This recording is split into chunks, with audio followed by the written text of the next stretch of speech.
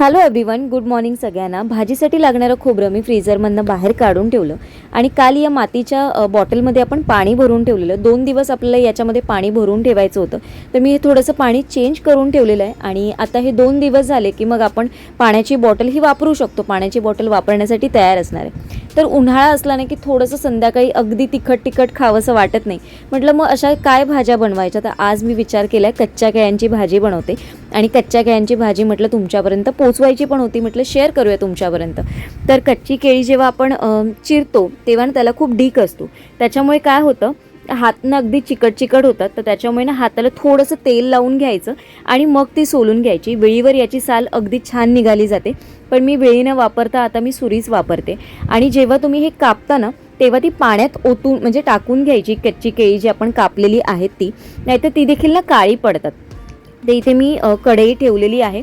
आता आपल्याला फोडणी करायची आहे. फोडणीसाठी लागणारं सगळं साहित्य मी एका ठिकाणी घेतलेलं आहे. आणि आता फोडणीसाठी मी फक्त राई टाकलेलं आहे, कांदा टाकलेला आहे, थोडासा कढीपत्ता आणि हिरवी मिरची ॲड केलेली आहे मी याच्यामध्ये.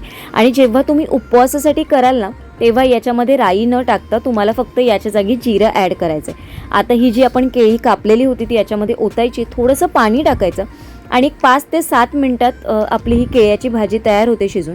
आणि जेव्हा तुम्ही जशी केळ्याची भाजी किंवा केळफुलाची भाजी, फणसाची भाजी जेव्हा तुम्ही कापता आणि एखाद्या भांड्यात टाकता पाण्यामध्ये ना, तेव्हा तुम्ही काचेचं भांडं वापरा. त्याच्यामुळे ना त्याला चिकट होणार नाही. बऱ्याच वेळा त्याचं डीक लागून ना जे आपलं स्टीलचं भांडं असतं ना ते चिकट होतं. तर अशा वेळेस काचेचं जेवढं भांडं वापरलं ना तर ते खूप चांगलं असतं. त्याला डीक अजिबात लागत नाही इकडे तिकडे. तर आता आपली भाजी छान अशी शिजून तयार झाली आहे. थोडंसं शिजली की आपण याच्यामध्ये वरून थोडासा खवलेला नारळ म्हणजे किसलेलं खोबरं टाकलं आहे, त्याच्यावरती थोडीशी कोथिंबीर आणि आपली कच्च्या केळ्यांची भाजी तयार. उपवासासाठी पण तुम्ही अशाच प्रकारे ही भाजी करायची. फक्त याच्यामध्ये तुम्ही राई न वापरता तुम्ही जिऱ्याची फोडणी द्या. आणि इथे बघू शकता मस्त अशी भाजी तयार झाली. तुम्हाला ही रेसिपी कशी वाटली मला नक्की कमेंट करून सांगा. चला, आजचा मिनी ब्लॉग इथेच एंड करते.